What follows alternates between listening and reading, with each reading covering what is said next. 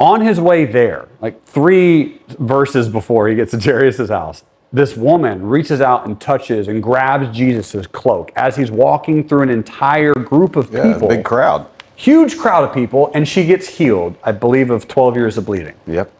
Instantly. And he turns to the woman and says, you had so much faith, I'm paraphrasing a little bit, but you had so much faith, you had so much conviction, you had so much belief in me that it was your belief and your faith that healed you. Now, to me, my question when I read that is, how did she know that it was Jesus' garment that she was grabbing to have that level of conviction and certainty? Unless he had a really, really nice outfit on. Like he spent money on his clothing. Now, for every good writer, you have to have a thesis that backs up your message. And my backup on that would be, when Jesus is being crucified as a traitor of the state, right? Roman guards were doing something. I know where you're going. I know you do. And the Roman guards were gambling over Jesus' what? Clothes. There's a cloak. They wanted that robe. They wanted the robe. Yeah. Now, Roman guards get paid pretty well. I mean, it's the most powerful empire in the world at this time. So it's not like it's a lowly prisoner's role. But you got to think about the egregiousness of what they're doing as they're really trying to get the clothes that a traitor wore.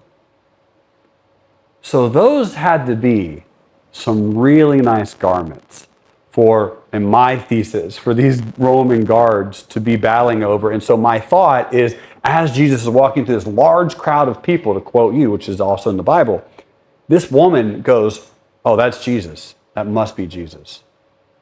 Instills so much faith and conviction that she reaches out, grabs him, and is instantly healed because of her faith. Man, dude. How insane is that? This is blowing my mind. People are going to be lighting up the comments. Tell me what you think about this. Is he full of crap? Like, where are we at? Tell me. Like, put it in the comments. I want to have a battle in the YouTube comment section. Was Jesus rich?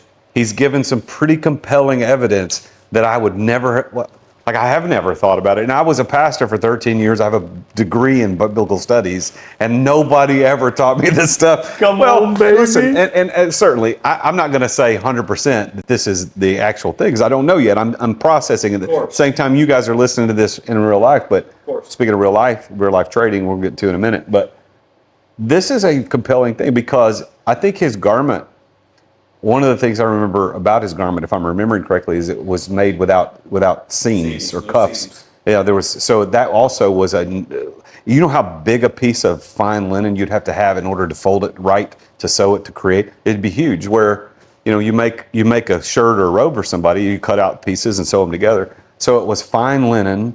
It was also seamless, and it had to be very nice, which I'd never really considered. And the interesting thing too about her grabbing the hem of his, which meant the end of his robe. Yeah, how would she know which one was his in a crowd of people? To have that much faith, that much conviction. Yeah, that's.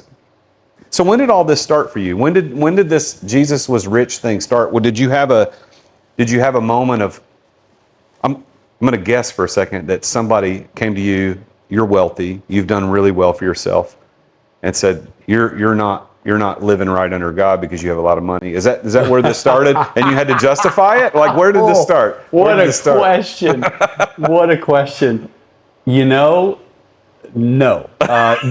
Although that has happened far too many times, because again, people will say I'm materialistic. And that was the reason I went back to the clothing piece, is because Jesus wore such nice clothing that if you saw him in today's standards, if Jesus was alive right now, in physical form, as you and I are, he'd be driving a Rolls Royce or a Bentley, and he would have a private jet. Hey there, it's the real Jason Duncan. Thank you for watching this video. But if you are an entrepreneur and you've ever thought about what it's going to be like when you get ready to exit your business, I'm the guy you want to follow. So make sure that you've subscribed to this channel and go check out the link in the description, therealjasonduncan.com. Check out the resources I've got for people just like you, as an entrepreneur who's trying to get his life back, get her life back, get your time and freedom back. If that's what you want as an entrepreneur, if you're being trapped in your business, then I can help you get out of that. So go to therealjasonduncan.com. The link is in the description, and check out one of these videos. I'll see you next time.